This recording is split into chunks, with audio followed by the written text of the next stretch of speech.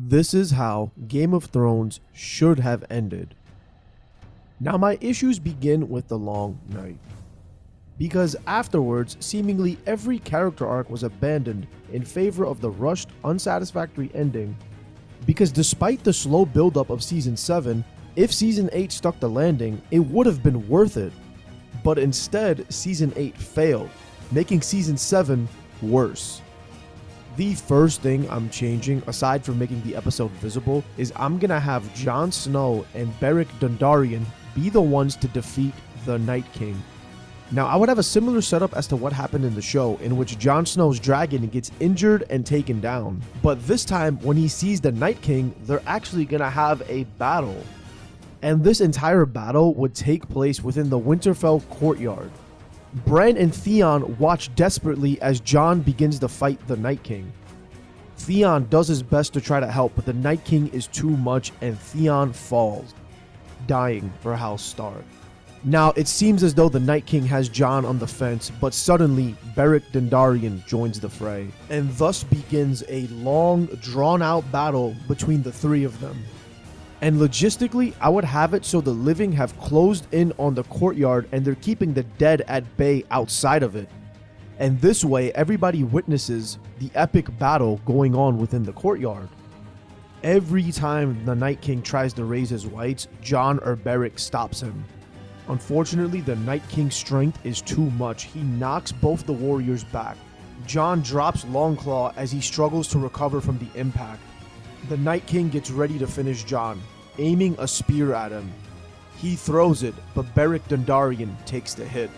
With his dying words, he tells Jon to finish this, handing him Longclaw. And Jon unsheaths his blade from Beric's dead hands, igniting it. Jon Snow, now empowered by a flaming Longclaw, begins to fight the Night King one-on-one.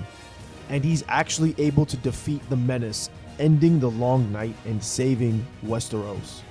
Word quickly spreads around the Seven Kingdoms about Jon Snow, the hero of Winterfell.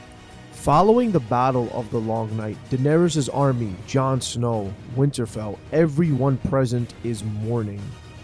But the work is not yet done. They still have to defeat Cersei, the true enemy to the south. And this time, instead of unnecessarily hating on Daenerys, Sansa's actually going to be much more welcoming, considering the fact that she basically sacrificed her entire army and has been nothing but kind to everyone around her.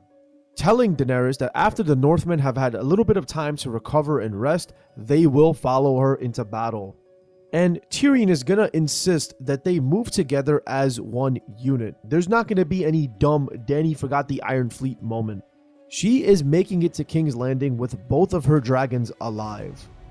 Unfortunately, Missandei is still gonna get executed because Cersei is the real Mad Queen here. Now Tyrion is still gonna free Jaime so he can warn Cersei about the bells and to ring them so that Daenerys can stop her attack. Daenerys uses her dragons to lay siege to the walls of King's Landing while the army goes within, because Daenerys wants to preserve as many innocent lives as possible. Jaime makes it to Cersei and begs her to ring the bells, to stop this war, to end the bloodshed. He kisses her and then tells her there's a way out, that they can escape and live a long life with their unborn child.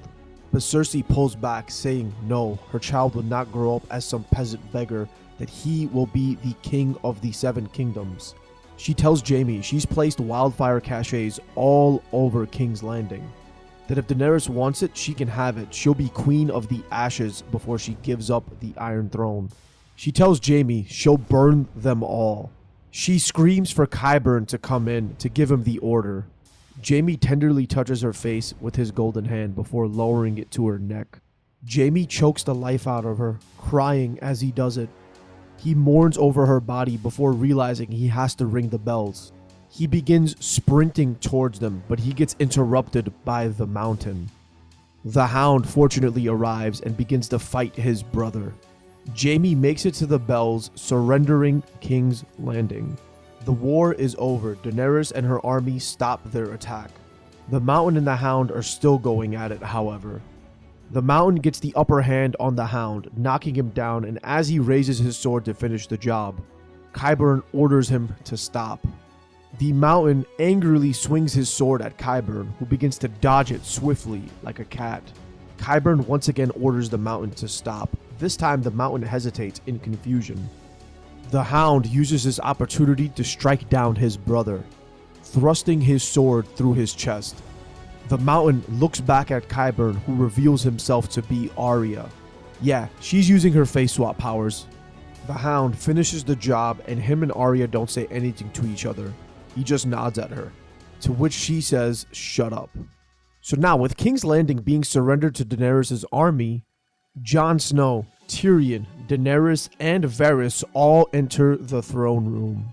And one change that's being made is that Varys is obviously alive, because, you know, Dany didn't go insane and barbecue him. Echoing the conversation they had in Season 7, where Varys said he won't betray her and he'll always tell her the truth. Daenerys promised not to punish him for it, so she'd be pretty hypocritical to do so now. So now the four of them begin to discuss what should happen with the Iron Throne now. Now this is when Tyrion reveals he knows about Jon Snow's heritage, and he offers two solutions. One, that they confirm Jon as a true-born Stark so they can rule as Jon Stark and Daenerys Targaryen, or they reveal his true Targaryen heritage, ruling as Aegon and Daenerys. He also reveals that he knows Jon and Daenerys have been sleeping together. Jon reaffirms his stance that he can no longer continue his relationship with Daenerys, that the way he was brought up and raised, this is a strictly taboo and forbidden thing. Daenerys is once again hurt by this, but she can understand where Jon is coming from. And Tyrion tries to lighten the mood by saying an aunt and a nephew is much less taboo than a brother or sister. Jon is unamused by this, and he tells them straight up that he would rather go back to Winterfell and stay a bastard. And this is when Varys steps in, saying he will tell every single lord and lady of Westeros that Jon is a true Targaryen. He apologizes and says this isn't meant to threaten them, but the two of them are the perfect couple to help heal Westeros, and it's what the realm needs and deserves.